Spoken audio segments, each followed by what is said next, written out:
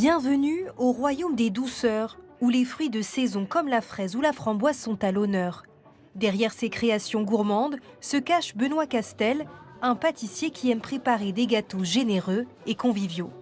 Aujourd'hui, il nous livre les secrets de son clafoutis.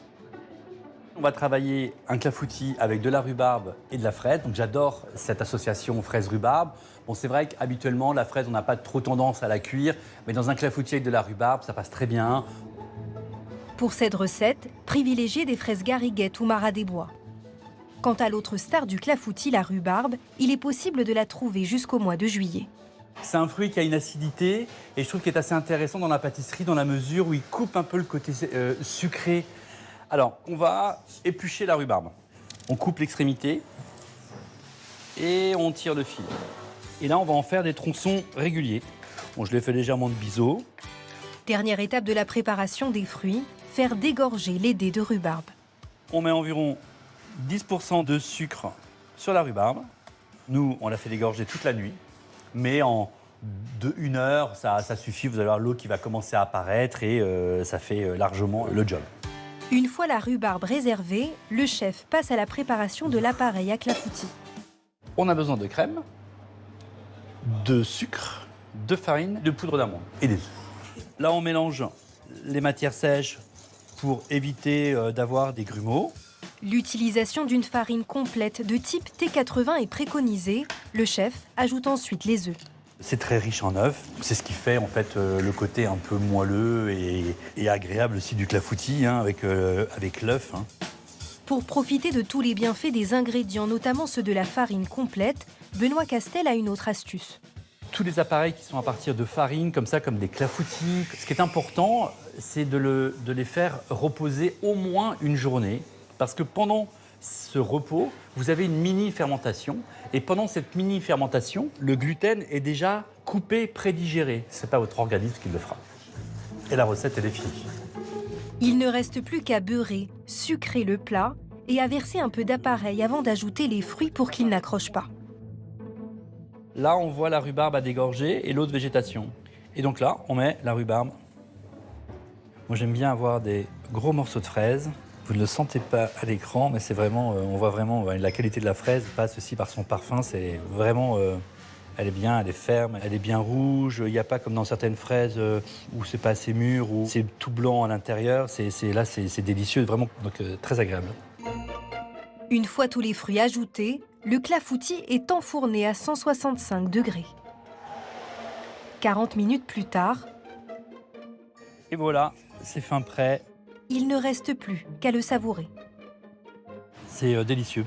On sent bien le fruit, on sent bien ce côté acide un petit peu acide de la rhubarbe, le côté rond et bonbon de la fraise, et c'est très très agréable. J'en prends encore un bout, c'est vraiment bon. Si vous aussi, vous voulez réaliser cette recette à la maison, il vous faut 100 g de fraises, 100 g de rhubarbe, 55 g de farine de type T80, 30 g de poudre d'amande, 190 g de sucre glace, 500 ml de crème liquide, 3 œufs, une gousse de vanille et bon appétit. Merci, bon appétit. On est bien là, on mange des fraises pendant le reportage. Franchement, on a la cool, les fraises elles sont magnifiques. On a descendu le décor. Ah ouais, elles viennent d'où ces fraises? Eh bien, elles sont françaises, bien évidemment. Elles viennent du Loiret, elles poussent en pleine terre. Il y a plein de variétés. Donc là, on est sur de la Cléry. Parce que les fraises, parfois, elles ont le goût d'eau et d'autres sont exceptionnelles. Ouais. Mais comment on fait pour savoir lesquelles sont bonnes? Et alors, Françaises plutôt, du coup, j'imagine? alors, françaises, mais ça, c'est indéniable. La petite technique, c'est de voir au niveau de la collerette si c'est bien rouge et pas blanc. Ah, Voilà, quand c'est blanc, d'accord. ça veut dire qu'elles vont être très blanches à l'intérieur et malheureusement, elles ont été un petit peu activées et elles n'auront pas eu le temps d'absorber tout leur sucre nécessaire. Activé, ça veut dire quoi? Un peu, alors, soit chauffé quand c'est en début ou fin de saison, dans la serre, Ok. soit hors sol et dans ce cas-là, c'est moins goûteux. Et ces fraises qui sont justement pas très bien cultivées en termes de bienfaits, j'imagine qu'il y en a moins. Oui, en général, une fraise cueillie à maturité va avoir le maximum de micronutriments, notamment les vitamines. Donc oui, c'est clair qu'il vaut mieux choisir un fruit à maturité. Abou nous pose cette question, est-ce qu'il y a des fruits à éviter le soir?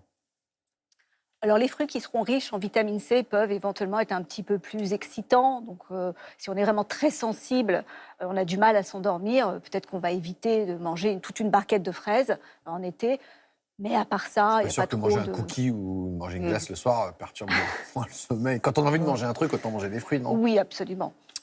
Quel est le meilleur moment de la journée pour manger des fruits? C'est vrai que certains disent, là, tout à l'heure, on nous disait éviter le soir. Est-ce que le matin, c'est mieux? Est-ce que ça change quelque chose? Quand ça vous fait plaisir, vraiment. Il n'y a pas besoin de se poser mille et une questions sur ça. On a de la pastèque également. Je confirme. Bah oui, c'est une belle pastèque. Beau bébé. Pastèque, pour choisir, c'est aussi difficile. Hein. Certaines, elles sont très bonnes. Moi, pareil, je tape dessus. Je fais semblant d'entendre mes toc-toc. Je fais comme je Ça peux. doit être de te voir au marché. Bah toi. ouais, j'essaie de faire l'expert. Ah ouais, moi, je la pose alors que... Bon, encore une fois, demandez à votre primeur, hein, c'est son métier. Non, sur la pastèque, d'ailleurs, petite précision, parce qu'on pense que la pastèque vient toujours d'ailleurs et d'un peu loin, mais il y a une très belle production de pastèque en France. C'est pas vrai. Nous-mêmes, moi-même, j'en produis. De la pastèque en France? Oui, je suis en Essonne, hein, j'en produis. Ah oui, d'accord. On en fait toujours Les tous les étés. conditions météo sont... Les étés sont de plus en plus chauds, donc même nous, au nord de la Loire, on arrive à faire des choses très sympas. Et dans le sud de la France, ils vous font des productions de pastèques magnifiques. Et pour la choisir, le mieux, c'est qu'elle ait une petite tache, en fait, un petit peu plus jaune sur la peau. En général, c'est à ce moment-là qu'elle est à pleine maturité. Donc j'arrête de Quand taper elle est dessus lourde. au sujet. Ça sert à rien de taper sur le... Pourquoi pas J'ai l'impression d'être un expert. On nous demande quels fruits éviter quand on a le syndrome de l'intestin irritable. On en a parlé tout à l'heure avec les cerises qui contiennent des FODMAPs. Est-ce qu'il y a d'autres fruits comme ça qui peuvent donner Oui, des il y a troubles la digestifs? prune, il y a les nectarines. Donc en fait, ça va être des fruits soit qui contiennent trop de fructose, soit qui contiennent trop de polyol. C'est deux catégories de FODMAP. Donc il y a... Et ça veut dire quoi? Qu'on n'en mange plus? Si on est vraiment très intolérant au FODMAP, on va aller voir un diététicien nutritionniste et on va faire un protocole qui va nous permettre de mieux comprendre ce qu'on tolère et ce qu'on ne tolère pas, plutôt que de le faire à l'aveugle. Et dans ce cas-là, oui, pendant un certain temps, on évitera un certain nombre de ces fruits. Et puis éventuellement, on avisera peut-être que certaines petites quantités passeront. Voilà. Cindy, bouchez-vous les oreilles parce qu'on a autre chose que des fruits. On a des conserves de fruits. On a également des fruits secs. Alors, la conserve, quand on veut manger des fruits qui peut-être ne sont pas de saison, qu'est-ce qu'on en pense? Eh bien, ce n'est pas non plus à négliger parce qu'on va quand même avoir les fibres, les antioxydants. On va pratiquement plus avoir les vitamines à cause de la stérilisation. Et souvent, dans la conserve, on va avoir un petit sirop de sucre. Donc, si c'est un petit sirop léger comme celui-là, j'ai regardé, la quantité de sucre est vraiment modeste, eh bien, ça peut aller. Si par contre, on a vraiment un sirop de sucre massif, on va être sur un produit peut-être un peu trop sucré, un peu plus à consommer avec modération. Les fruits déshydratés, du coup, qui Alors se ça, mangent... ça concentre du coup le sucre, donc c'est quand même très sucré. Donc il faut quand même rester modéré dans la consommation. Mais par contre, beaucoup de fibres, beaucoup de minéraux. Donc c'est quand même intéressant, notamment pour donner un petit coup de fouet. Un autre fruit à nous conseiller? Franchement, on pense toujours aux fraises, aux framboises, mais on oublie les mûres. C'est excellent, c'est pareil, c'est de saison tout l'été. On n'a plus d'excuses en fait. Là, on oublie les gâteaux industriels et on mange des fruits en fait. C'est comme des bonbons, ça. Voilà, franchement. c'est des bonbons, il y a juste à les rincer et on y va quoi. C'est comme des bonbons, mais du coup, le sucre du fruit, est-ce que ça fait grossir? Est-ce que c'est interdit quand on est diabétique? On a Catherine qui nous pose cette question. Quel fruit privilégier quand on a du diabète? Instinctivement, on pourrait penser que la fraise, par exemple, est très sucrée.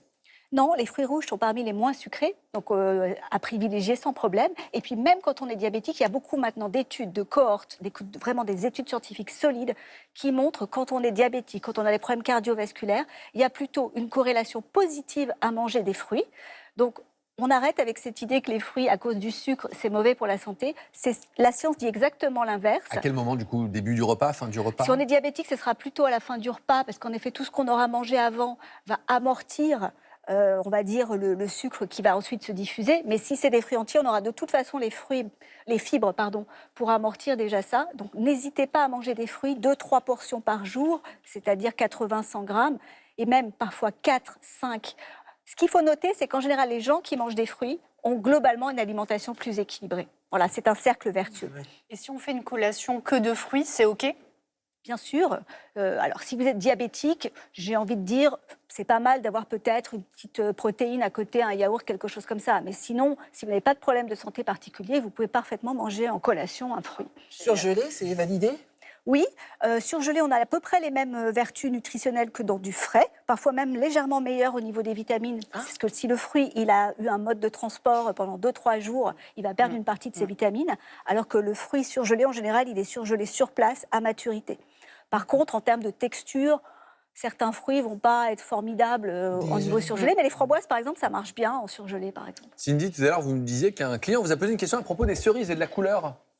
Oui, bien sûr. Il y a un client qui m'a demandé si les cerises noires, enfin plus foncées en tout cas, contenaient plus d'antioxydants. Je crois qu'il voulait vraiment rajeunir.